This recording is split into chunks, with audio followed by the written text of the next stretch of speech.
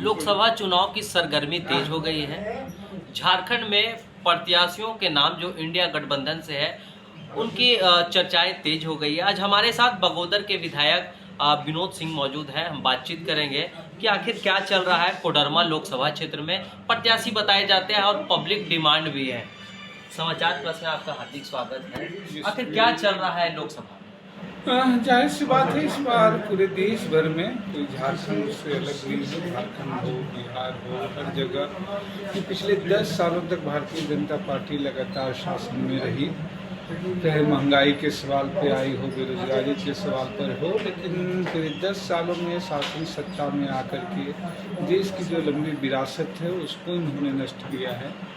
और वो चाहे लोगों के रोजगार का सवाल हो, महंगाई का सवाल हो, देश के अमन चैन का सवाल हो, ये बर्बाद किया है। और इसीलिए पूरे देश भर में एक माहौल बन रहा है।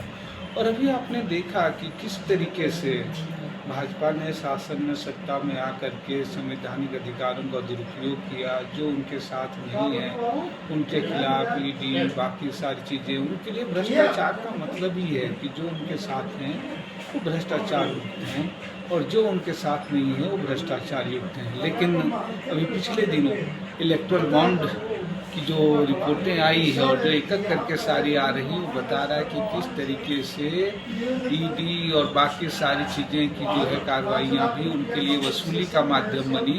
और इसीलिए अब इसके लिए कोई तर्क की ज़रूरत नहीं है। ये बात बहुत साफ हो गई जब तमाम लोग कह रहे हैं कि उनके यहाँ जो सारी कार्रवाइयाँ हैं वो राजनीति से प्रेरित है। कोडरमा से आप प्रत्याशी बताए जा रहे हैं। इंडिया गठबंधन से एक सीट आपको मिल रहा है लेफ्ट नहीं, अभी तक कोई औपचारिक, जब तक इस पर औपचारिक घोषणा नहीं हुई है, लेकिन जाहिर सी बात है कि गठबंधन है और इसलिए इस गठबंधन में भाकपा माले है भी है। और भाकपा माले के अगर हिसाब से देखें तो कोडरमा एक महत्वपूर्ण सीट है जहां माले अकेले भी जब चुनाव लड़ती रही है उस समय भी मजबूती से रही है।